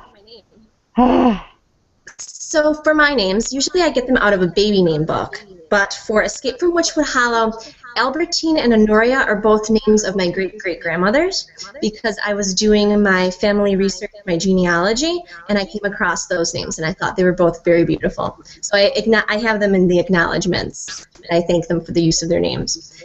The book actually started off as a movie that I made with my camcorder and my cousins back in high school. And I never did anything. It's just sitting on my computer right now. But I used some of their names when I was actually writing the book, so I thought that was really cool that we could give a shout out back to those old times. And Chris, are you with us? Maybe? Maybe not? Okay, we'll go on to Bobby. Yeah, I'm pretty much a writing, or I'm a writing nerd, but I'm pretty much a naming nerd. So, yeah, I give a lot of thought into it generally. Like, I think it's half the reason I became a writer. When I'm playing video games, I do the same. It takes me forever to come up with a name when I'm writing. My main character's name is Lucy Day, and a lot of it was just that I like the name Lucy, but it also means light.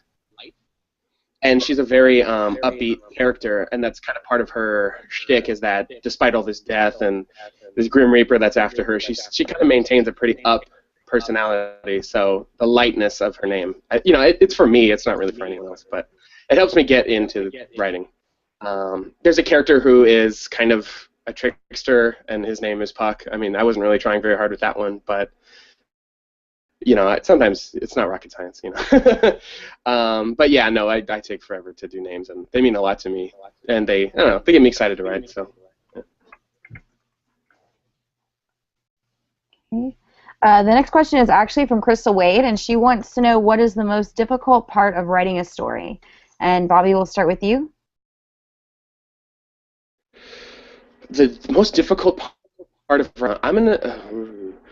I'm a character guy and a dialogue guy, so that stuff, putting interesting characters in a room and having them bounce off each other, that part's really easy for me.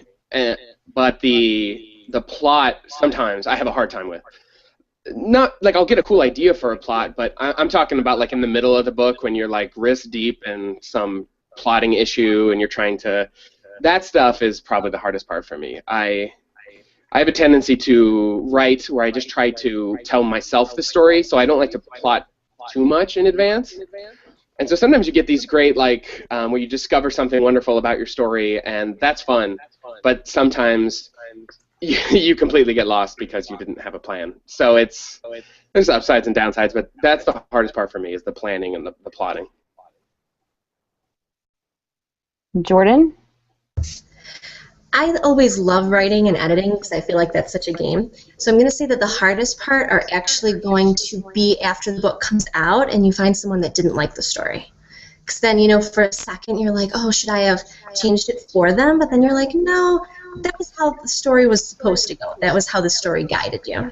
You just kind of feel a little bad that they didn't find enjoyment from it. Krystal? The middle. I'm not a very big plotter. That said, Legacy actually came out of a conversation with somebody about spell-cheese, and they found out my last name, and which is Brown. And they said, oh, you should write about, spell-cheese and leeches and stuff like that. And like the next month, I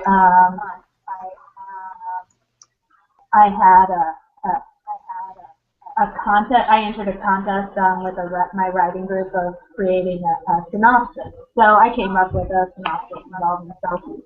And so then I sat down to write Legacy with the synopsis. And even with the synopsis, I just can't get past the middle. I write, I get to the middle, and I'm like, wait, this isn't right.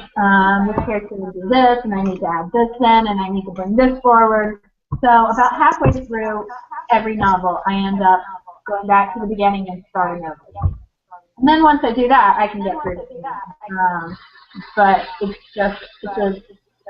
the process that I have to go through. I have to get to that middle point and go, okay, this stage, and start over.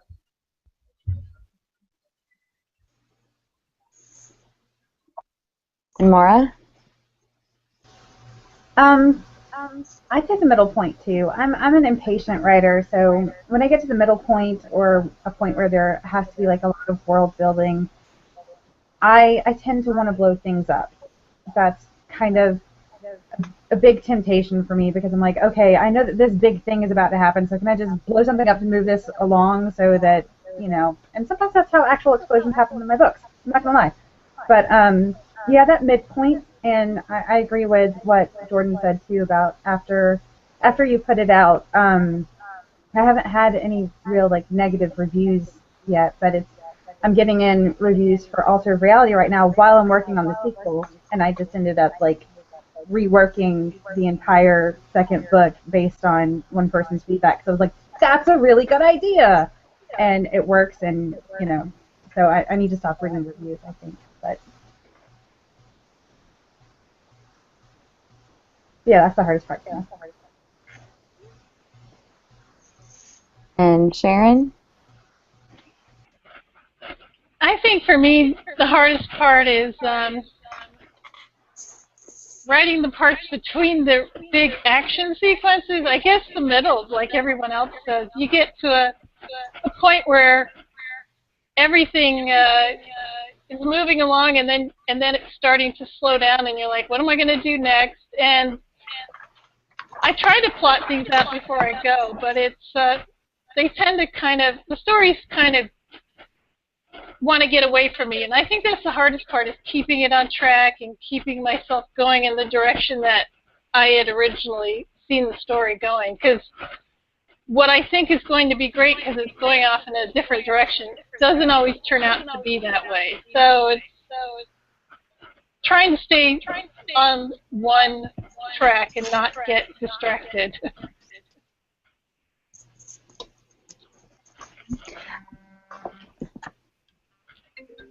Sorry. People keep trying to call me. And then I hear my 4-year-old, oh my god, and I'm like, oh my god, what? It's like, are they still alive out there? Okay, the next question is from Jamie Aries, and she wants to know, what is the most moving comment you've ever received from a reader? And Sharon, we'll start with you. I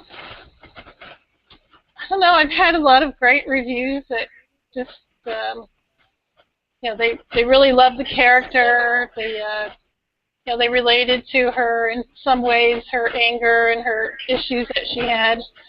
I can't remember anything specific that I received. It's not really an inspirational story, so I'm not sure she really inspired the character, really inspired as much as entertained. I can't think of anything very specific, sorry. Mara? I don't know. I end up crying over a lot of comments that I get. With Heirs of War, I posted the first book on Wattpad, the rough draft version, which is absolute rubbish compared to after my editor got a hold of it. People still comment on it and talk about how into the characters they get, and it, you know, I just responded to some Wattpad comments earlier, and it's really exciting to see how excited people get over it. And I actually had my first full-on fangirl review for Alter of Reality with the review tour that Curiosity Quills did, and they were like, oh my god, all the feels! And it's the same things that I say about books, so that one really, really made me smile, because I was like, you're me! You're me about my book! That's so cool!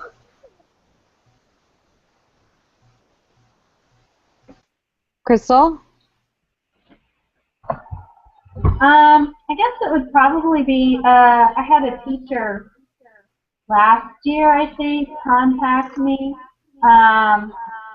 and they do a big reading push over the summer, and they were asking, you know, every author they could think of, every author that they knew of, for donations for, you know, their senior study program and stuff like that. And so I asked them, you know, and Legacy comes from a small press. I'm like, how did you hear about the book?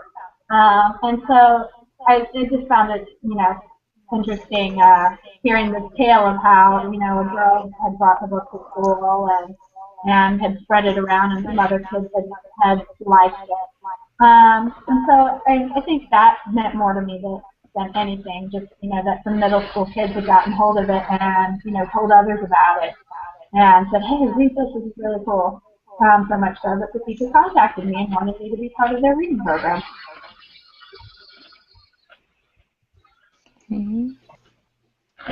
Jordan? I'm really glad I'm not first or last, so I can have time to think about these answers. The best reader comment is actually going to be from someone who didn't read the book but bought the book and gave it to someone else and explained to me that this person then had a very struggling Christmas and my book was their favorite Christmas present. So that really made me excited that even though they had a really bad Christmas, my book gave them a little bit of enjoyment and entertainment.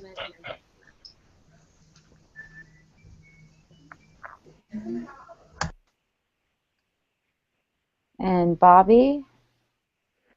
I would say the best compliment that I've gotten a few times on different reviews is, oh, I thought this was written by a woman.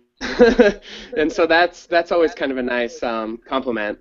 That, or if they just completely say her and you know, she did such a great job with this, you know, I consider that pretty much the highest compliment because it's a first person from a teenage girl. So if you think that I'm a girl, I'm going to say I achieved what I was going for. So that's probably the best compliment that I tend to get about the book, and always makes me giddy.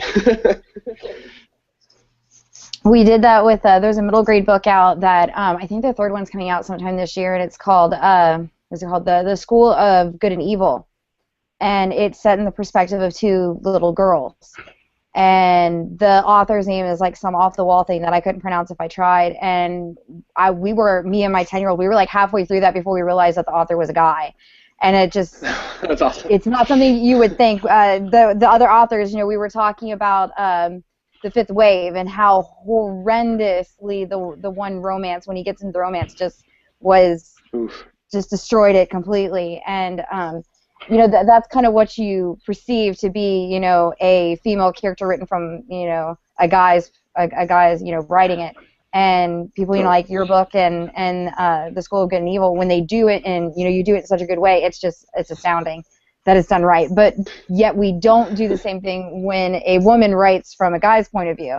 You know, it's kind of sexist. That's a good point. It is kind of sexist. It really is. It's like, oh, guys, you tried, you know. It's like you tried to say, hey, this lady is like writing, you know, the same thing, but oh my God. Just kind of dawned on me that, you know, write both. That's really sexist. Yeah, it's pretty sexist. See, the next question, where did it go? I had it popped up over here.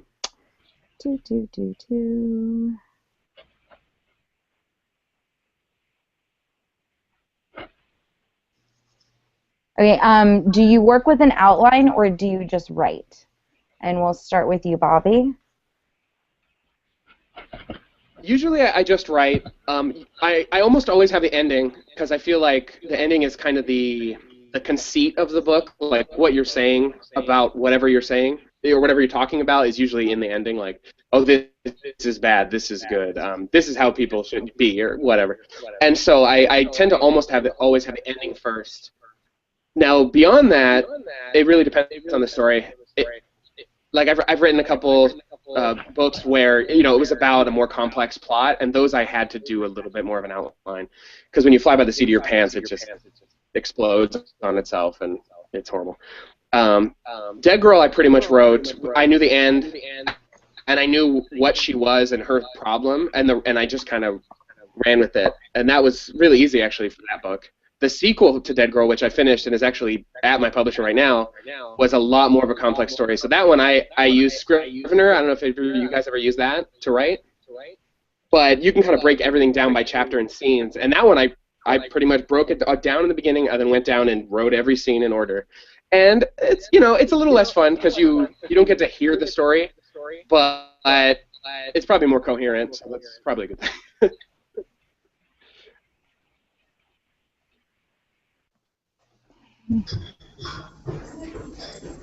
Jordan? I don't use an outline. I tried once and I felt too constricted and I absolutely hated the book and I ended up rewriting it without an outline. I usually just have an idea of where I want to go with it. I have an idea of who the characters are, and then I just start writing. And usually by the end, it is something completely different. Like the book I'm writing right now, it's book 4 of a series. And there was this prince, and the prince, I wanted him to be evil, and he just suddenly became this quirky, very gallant heartthrob, which was an interesting way to change it. But even though I don't use an outline, I will keep a notebook next to me where I keep track of what characters look like and the setting and things like that. That way, if the character starts with blonde hair and ends with black hair, it doesn't happen. I'd read an ARC where at one page it had the person, their hands were like tied behind their back, and then the next one they're opening up a door, and I'm like, wait a minute. Yes, things like that always bother me. That's why I make sure that nothing ever happens, that everybody always sticks with the same hair color and the same age. I guess that's not Yeah, hard I'm the to worst do with eye if you're, color. I mean, is there a real reason why you would put something that specific in there, though? I mean, unless, like...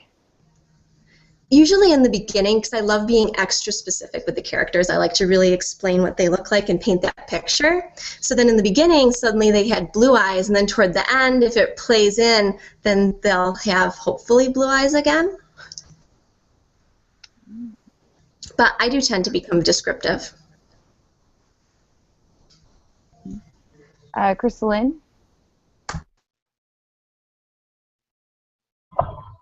Sorry, my mouth is good. Do I outline? Yes and no. When I first draft the novel, I tend to need 4 things. I need the inciting incident, like, you know, call to actions. This is what drives the character on the journey. The second thing I need is the mid-climax, like what happens in the middle. The third thing I need is the final climax, and then I need to know how it's going to end. So I just basically write from point to point, you know, with the next point in mind. And then once I actually have a draft, then I go back and I outline. And I outline, you know, where it needs to go from there. But I have to have that draft before I can create the outline.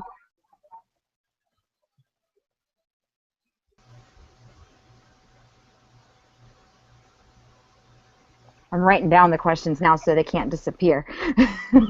Mara? I like Bobby, I like to use Scrivener. That being said, I outline, but I am a full-blown mixture of pantser and plotter at the same time, because I will have my plot, I'll have every chapter, every scene, I know what's going to happen, and then I get to the scene, and sometimes the characters have different ideas. So I generally go with what the characters do, even if they kill themselves, that's fine, whatever. I'll work with it. So, yeah, I tend to do a little bit of both. I like to plan things, but I generally end up just going with the flow because it's all about where the characters take me. Unless I'm blowing things up, of course. So if there's any explosions or something in your books, when I go to read them, I'll know that she's doing this because she wants to move it along. There is an explosion in Altar of Reality that you will be able to say, oh, okay, she got bored here. So, yeah, that happened. It's going to happen with Book 3 of Heirs of War, too. Sharon? It depends on the book. I have a few books that I've just written off the top of my head, but if I'm planning out a series that's going to be 3 or 4 books, I have to outline it because I need to know how the series is going to end, and I need to know what important things are going to happen in each one of the books that leads up to the finale. So the more complicated the story, I do tend to outline them, yes.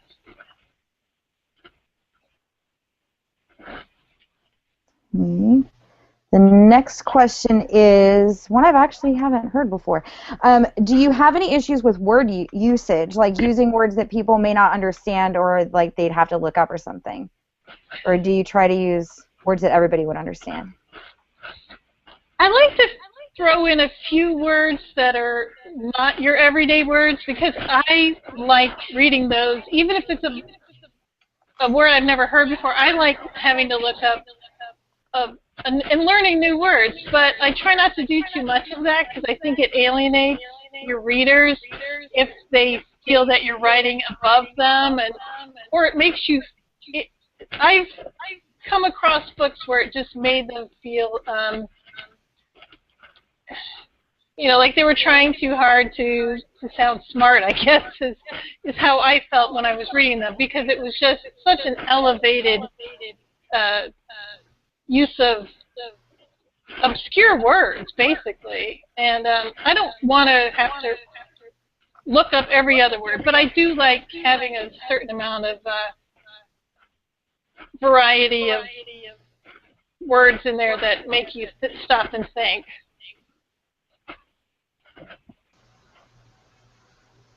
Mara? I'm going to pull a Ryan Hill here and say, I have a limited vocabulary, so no. I wouldn't say that I really feel one way or another about it. I use words I know, and I don't try and, go above my own vocabulary range. I use a thesaurus sometimes because I have a big pet peeve with authors using the same words too much, and I'm very guilty of it, and that's probably where the pet peeve comes from, and that's why I love my editors. But, yeah, I don't really feel one way or another about it. I agree that I don't like having to look up every other word, so, if I have to do that, then I'm probably not going to read the book, but I also don't like feeling like a writer is talking down to me either, so, I have a 5-letter vocabulary limit, and I use it. Okay. Krystal Wade? Well, I write primarily for YA and MG.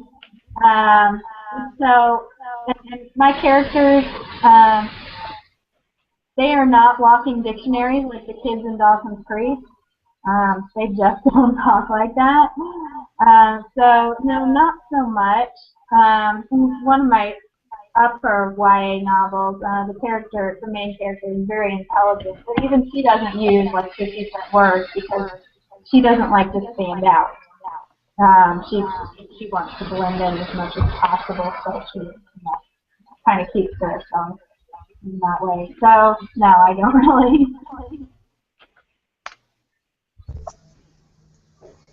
Jordan, you're like on the ball now with that mute button. I love using big words. So I'm always adding them to my regular vocabulary, and my family's always using them, and one of my friends is always using them. So then they slip into my writing. So that's what editors are good for, because they're saying people wouldn't normally know what this word means. Let's try to find a different word. But hopefully that if you do read one of my books, that you will learn a new word.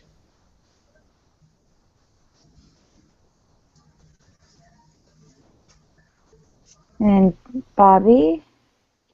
I've got a pretty good vocabulary, but I really try to make it fit the character. Like, if a character is not going to say that, then I don't let him say it.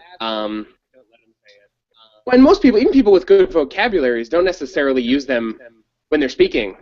And so usually if someone's dropping a big word while they're speaking, it's a character thing. Like, everyone else in the scene is going, this guy, I do occasionally.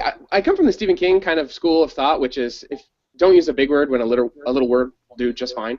I try to write and make the narrative and the prose sound like someone talking, like someone's telling you the story, and it's giant words in conversation a lot. So I try to keep it pretty simple.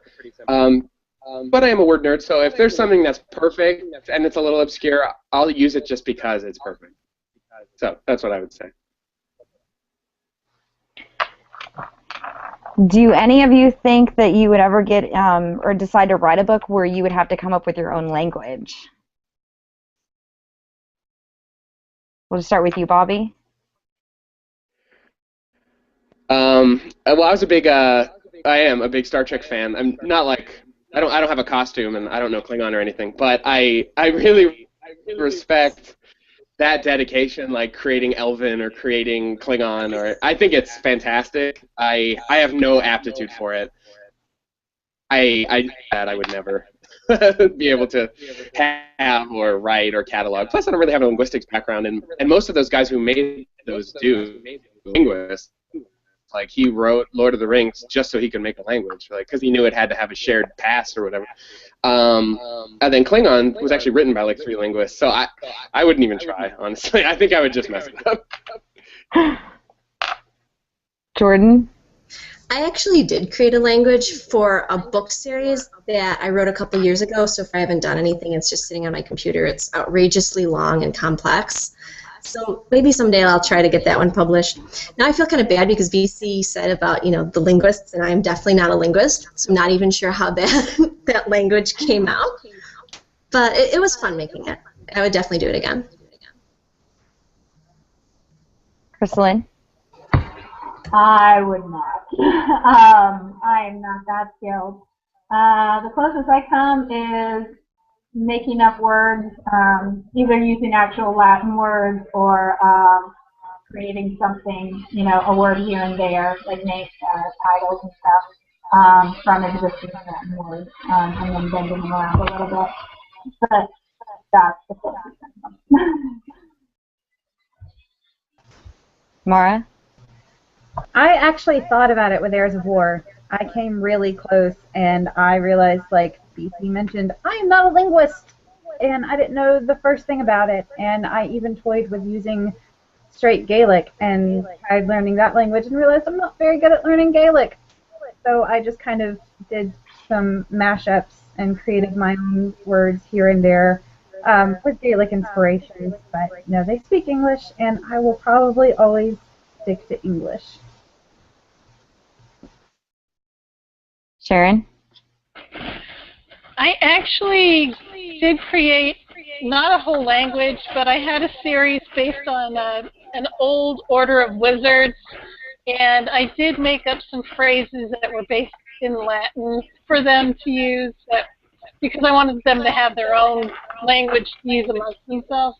I didn't get real complex with it, but I did create several phrases with it. The next question is, what can readers do to help you other than buying your book? Sharon? Oh, share it with their friends. Talk to their friends about your book. That's the best thing they can do. Leave you reviews. Anything where they're sharing and telling people about your work is such a huge gift to an author.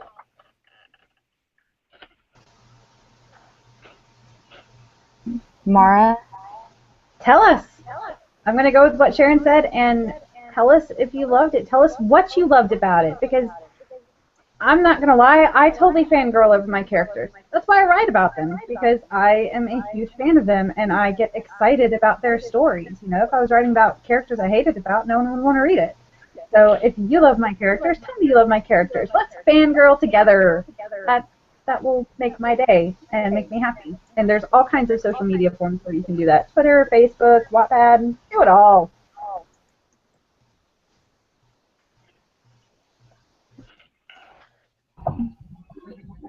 My turn? Krystal? Yep. Write reviews, tell your friends about it, buy your friends copies of the book for Christmas or birthdays and things like that. Contact your local library system. Most library systems allow you to do this online. All you have to do is go on, click on Request a Book, enter your library card number, and enter the title and author of the book, and there you've done it. You've requested that the library get the book.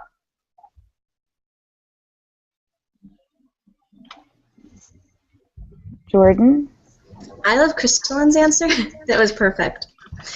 I would also say, going with the reviews, telling people about it, posting on social media, handing out bookmarks or any swag that the author contributes to a book signing. Bobby? Yeah, those are some really good answers. I think the core of it is just talking about it. Like, if you liked it, just recommend it to someone, or even let them borrow it. Like, I'm not even a big stickler for that. Like, hand it out, let other people read it. Some of the book series I really got into is because my friend handed me an old dog-eared copy. Like, and that's fine, go for it. I just talk about it. If you like it, talk about it, and if you don't like it, don't ever say anything. So that's what I would say. Okay. The next question is, what expectations did you have while writing your book, and how did they change after being published? Ooh, that's a big Bobby? one. Expectations.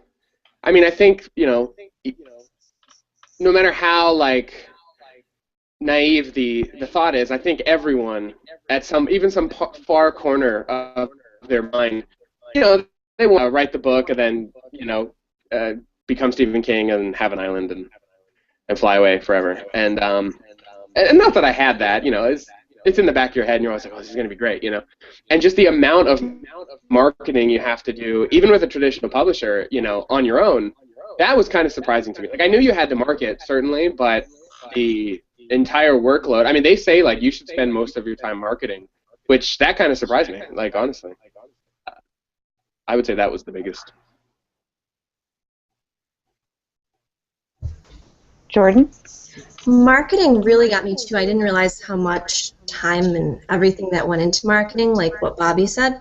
I would also say about getting the reviews. You kind of think, oh, everyone's going to read the book and leave a review, and then they read the book and they don't leave the review, and then because you know them, and I'm like, hey, you read that book, right? What did you think? Oh, I liked it. Oh, well, can you put a review? Oh, a review? Oh, that's kind of, pushing to get those reviews that really surprised me. I personally love to review a book, so as soon as I finish it, I'm on Goodreads, I'm on Amazon, so that, I think, contributed to why I was so surprised.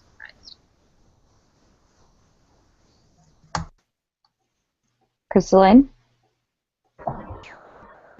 Yeah, I mean, I thought it would sell better than it has, to be honest. I didn't realize, how much work it takes, and I still don't know, what I need to do to really get my name out past family and friend circle. That is an excruciatingly tough wall to break through. Especially when friends and family go, oh, how's your book selling? And you tell them, and they're like, oh, well, okay. And then you say, well, did you buy a copy? And they say, no. Did you tell anybody about it? No. So it's just breaking through that wall to get to other readers is the difficult part. Mara? Marketing. I agree with marketing. It takes a lot of work, and that is very surprising because, I'm a writer. I'm not a marketing person, so I just want to write. And I heard Rachel Aaron speak once at a conference or a signing, and she said that her dream is just to not have to worry about marketing. She just wants to go live in a cave and toss out some manuscripts, and I totally agree with that because that is very ideal, because the idea of getting on social media and being like, buy my book, it's so cool, it doesn't feel right, and there's a lot of repetitive nature to it and struggling to come up with new ideas as to how to market. That's also a struggle. So I think just the business side of it was a very big surprise for me, and I didn't know a thing about it, so I had no expectations for it, but I didn't definitely didn't expect it to be that hard. Sharon? I have to agree with everyone else. The marketing has been the toughest part. It's very hard to get people to read your book. I mean, there's so much time and effort involved in it that it really takes away from the writing itself, and it's very hard because I'm an introverted person, so it's hard for me to put myself out there and ask people to read it, ask people to leave reviews, any of that, even going out and doing going on blogs and things like that is very hard for me because I'm not the kind of person that's very quick to go put myself out in the public eye. So that's been the toughest part. Okay. All right, and the last question of the day is going to be, who is the author that has inspired you the most, and what are you reading right now? And Sharon, we'll start with you. Actually, my favorite author has always been Stephen King. And right now I'm actually reading a book. I'm judging for the readers, so I can't tell you what book it is. I'm not allowed to talk about it. But Stephen King is my hero. I love him. He's just such a great author. Everything he does is very good. Even beyond his horror, he just very much inspired me my whole life.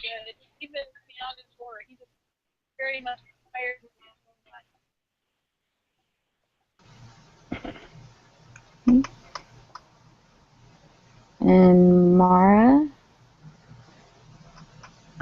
Big name author, I would say Terry Goodkind. I am a huge fan of the Sword of Truth series, and I really love his characters. I mean, he made me fall in love with every single one of them, and the world that he built was just amazing. A little repetitive at times, especially if you're binge reading the whole series, but he's been a huge source of inspiration for me, and I'm actually really lucky that most of my inspiration for other authors actually comes from a lot of friends, like people that I call friends now, like Krystal Wade and James Wymore, Sharon Bayless, Katie Hampstead, the Curiosity Quills family, essentially. They're huge sources of inspiration for me, and I was a big fan of theirs before I joined the family, so now I get to say that they inspire me, and they also take up most of my TV read list.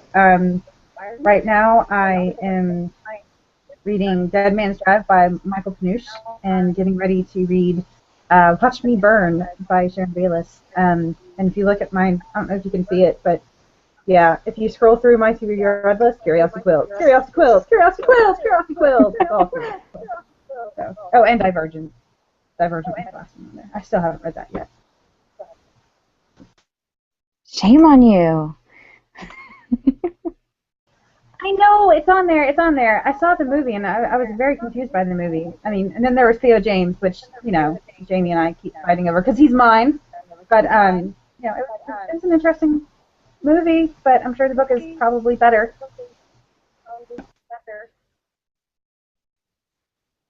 You know what happens, though, right? Like, in the end. I read about the ending. I got spoiled on it, because someone made a Facebook comment just like right out there, and I was scrolling through my newsfeed and I saw it, and I was like, well, okay, know how that's going to end. That kind of sucks, but at least I'm prepared for it. So I'll probably. And I think a lot of people in the movie theater, they're going to be very, very pissed off. I have no doubt. Yeah, that's going to be a huge shock.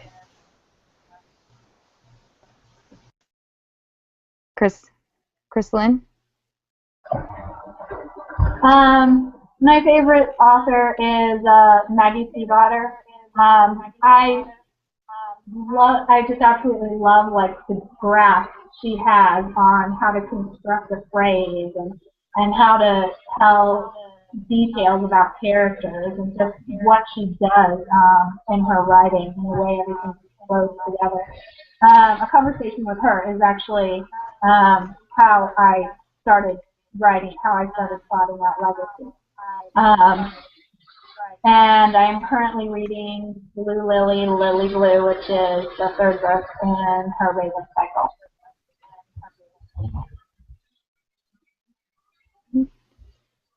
Jordan? My most inspirational author would actually also be a friend of mine now, and she is Maria V. Snyder. And I got to know her because when I read her book, I actually found it in the grocery store. It was Poison Study. And whenever I finish a book, I always try to contact the author, be it Goodreads, their website, and email address included in the author bio. So I emailed her, and I told her how much I loved her book. And, 99% of the time these authors do not write back. But Maria did. And ever since then, we've been in touch, and she's been so supportive in my writing. And whenever I have a question about publishing, agents, writing, anything like that, I have contacted her. She even came and gave a speech in a writing workshop to my local writers club, which was amazing. For books that I'm reading right now, I'm reading In the Shadow of the Ark. And I can't think of the author, but it's a woman from the Netherlands. My mom actually gave me the book. She recommended it. She's like, this is the weirdest book you will ever read. So already I agree with her. It is very, very odd. Like the mother, she communicates with her eyelid, just for a hint of how weird that book is. And I highly recommend it.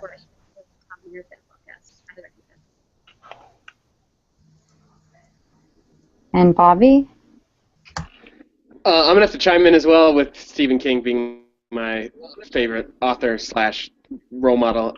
He's such an expert at telling a story simply, even if it's a wacky, off-the-wall, totally crazy story. Like, he always comes in at it in a very normal angle and very normal language, and that's impressive to me. Like, telling a complex story simply and making it look easy is a really good skill to have, and I just respect the hell out of him. And his Dark Tower series especially is fantastic if you've ever checked him out. He's not just a horror author, he's a good guy. But I just finished The Magician King by Lev Grossman, which is the second in the Magicians series, and that's a really great book. And I just started like one chapter in The Raven Boys, and because my wife was reading it, and she told me it was good. So, I mean, I don't know yet. I'm about a chapter in, but so far it's pretty cool. I like it. Everyone has wacky names, but I'll forgive them. All right. So I've been told that I have to tell everybody again that my favorite author, of course, is Krystal Wade. So there, my job is done.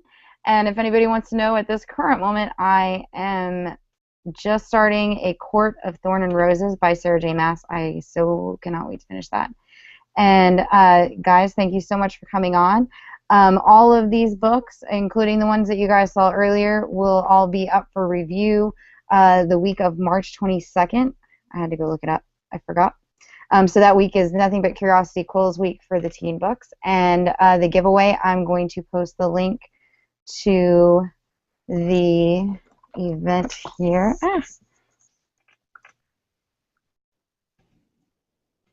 And there will be, let's see, I think it's 14 winners. I think that's right. That should be right, give or take. But there are a lot of books. And if they're series, then you win all the books in that series. If it's a standalone, then you just win the standalone book. So thanks again for coming on. And if you ever decide that you want to come back, just let me know. And I will see everybody. I will see all you guys later. Authors, you can go and click the little leave call button. That's a little red telephone up above your heads.